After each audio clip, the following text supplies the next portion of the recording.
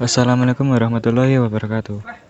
Di sini saya Rizko Fajar Fernando akan mempresentasikan hasil dari tugas saya mengenai materi komponen pengembangan kurikulum. Yang pertama adalah kurikulum sebagai sistem. Kurikulum sebagai sistem adalah bagian yang tidak bisa dipisahkan dari sistem pendidikan karena kurikulum merupakan cara untuk melakukan apapun atau rancangan sistem di sekolah.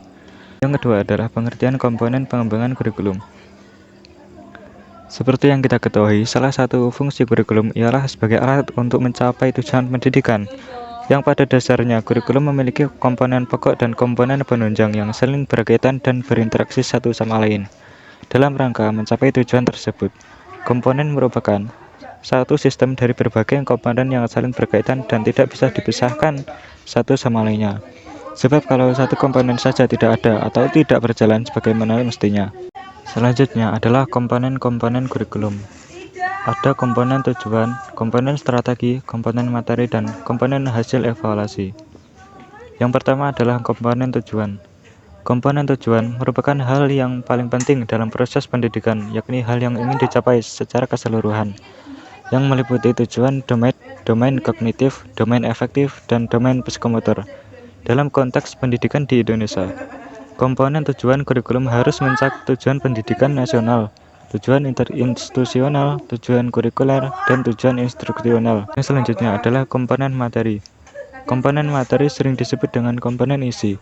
Komponen isi dan struktur materi merupakan materi yang diprogramkan untuk mencapai tujuan pendidikan yang telah diterapkan.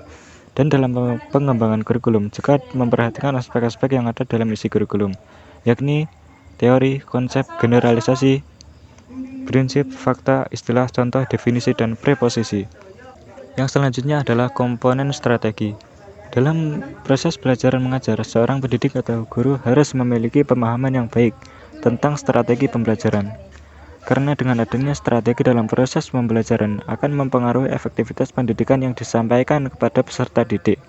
Setelah dengan adanya strategi, para pendidik juga harus tahu bagaimana menerapkan strategi tersebut yang sesuai dengan tujuan, karakter siswa, dan konteks pembelajaran.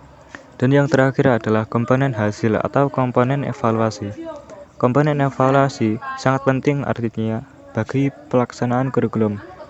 Hasil evaluasi dapat memberi petunjuk apakah sasaran yang ingin dituju dapat dicapai atau tidak. Selain itu, evaluasi juga berguna untuk menilai apakah proses kurikulum berjalan secara optimal atau tidak. Terima kasih.